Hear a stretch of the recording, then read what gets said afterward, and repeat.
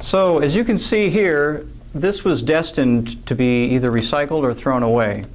I think currently about maybe 20% of what we put into the recycling bin gets recycled. A lot of it just ends up in the landfill.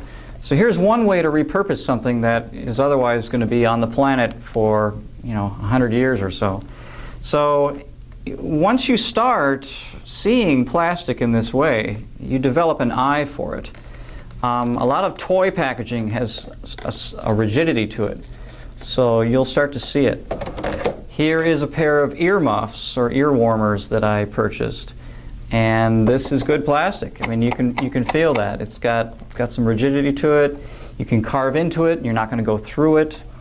You start seeing all sorts of purposes. Do you remember our foam plates? Well, this is a thicker version of that.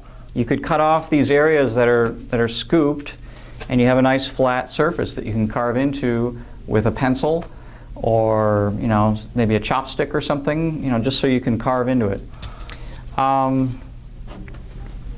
These actually work too. So you open this up and you've got a printing plate. You can carve this the same way you would with the plastic printing plate here. So you're just carving, into this foil, and it wipes away clean in the same way that we did with the plastic.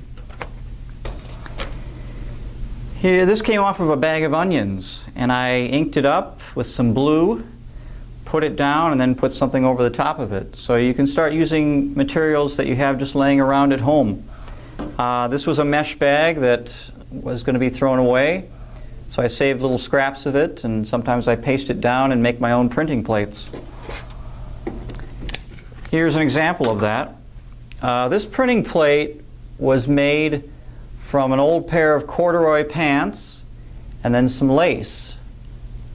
And I stuck that down to a piece of plexiglass and then gave it a coating of what's called PVA. It's a polyvinyl acetate. It's a fancy name for Elmer's glue, pretty much, because it's a water-based glue, but you can add just a very thin coating of it. So thin it down with water, brush it on. That way the ink doesn't soak into the fabric, it stays on top. And so then I use that with this cat on a couch, and all of a sudden the couch has kind of a lacy pattern behind it, and this becomes the wallpaper. The corduroy becomes the wallpaper. And we'll show you an image of that at the end here.